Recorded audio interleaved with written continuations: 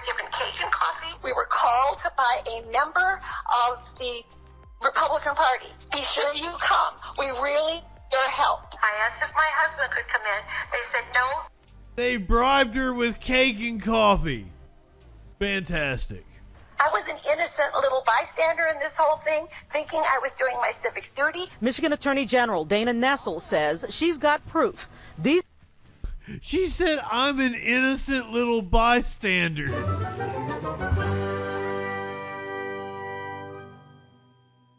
It's 69 degrees. Whenever they were doing this news report at 10 o'clock. 20 U.S. presidential elections. Nice. Among them, the mayor of Wyoming. News 8's Taylor Morris in studio tonight with more on this developing story. Brian, those felony charges were filed by the Michigan's Attorney General's office. I spoke with a legal expert about what this could mean not only for the mayor, but for everyone involved. We believe the evidence will demonstrate that there was no legal authority for the false electors to purport to act as duly elected presidential electors and execute the false electoral documents. In a video from the Attorney General's office, Dana Nessel explains why and how 16 people from Michigan, including the mayor of Wyoming, Ken Vanderwood, charged in a fake elector case. She said, it's the city of Wyoming, Michigan. That makes a lot more sense. As the group is now facing several felonies after sending documents to the federal government in an attempt to redirect Michigan's 2020 electoral votes. In a statement, Nessel says the group met covertly in the basement of the Michigan Republican Party headquarters and signed their names to multiple certificates, stating they were the duly elected and qualified electors for President and Vice President of the United States of America for the state of Michigan. That was a lie.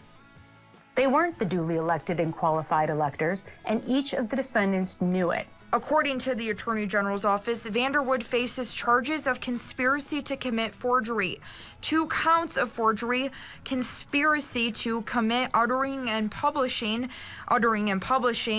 election law forgery, and 2 counts of election law forgery. The forgery charge alone is a 14-year felony. Earlier today, we were greeted by the mayor's wife when we stopped by their house to see. Oh, yes, Wood TV. No comment. Get off our property. It's private property. In light of these recent charges, the city of Wyoming putting out this statement. We are aware of the charges against Ken Vanderwood. These actions did not take place in his capacity as a city official. With any charges, there is a legal process that needs to be followed. And tonight, politicians are also responding. State Representative Phil Skaggs calling on the mayor to resign. In a partial statement, he says, anyone charged with attempting to overthrow American democracy must face the consequences of the law, regardless of their political affiliation. That's why the individuals who are charged with conspiring to ignore millions of legal Michigan votes, essentially to install Trump as an unelected dictator, must be held to account. We asked Michael McDaniel, a constitutional law expert with Cooley Law, what he thinks about this case. But I think these are pretty serious charges. I mean, we have individuals. If what is said in the complaint be true, then they had a conspiracy. They had a plan together to forge these documents to throw Michigan. I think Trump is going to be charged with conspiracy. I think it's going to be like fucking the most serious of serious charges are going to be thrown at him.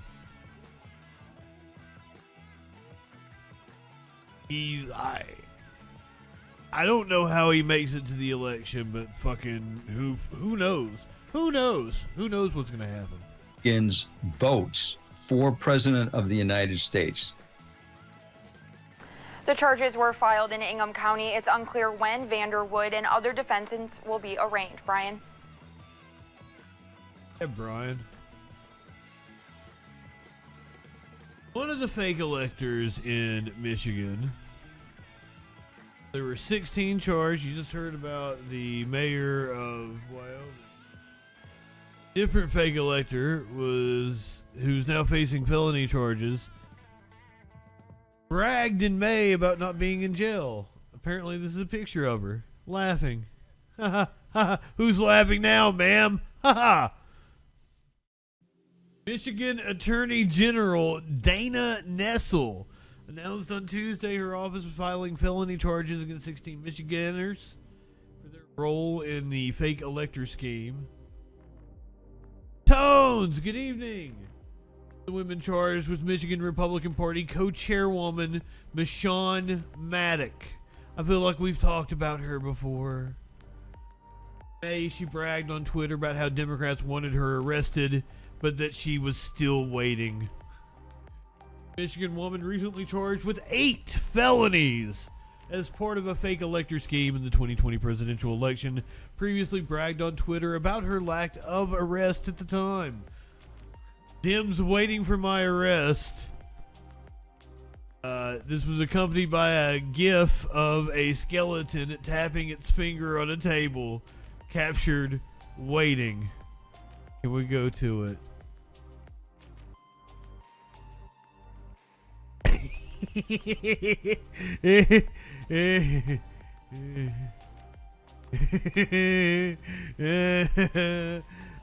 People dunking on her.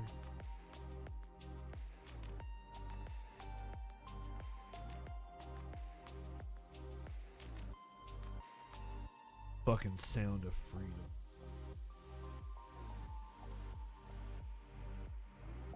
Cousin tells you that you need to see Sound of Freedom. Are you on the meth again?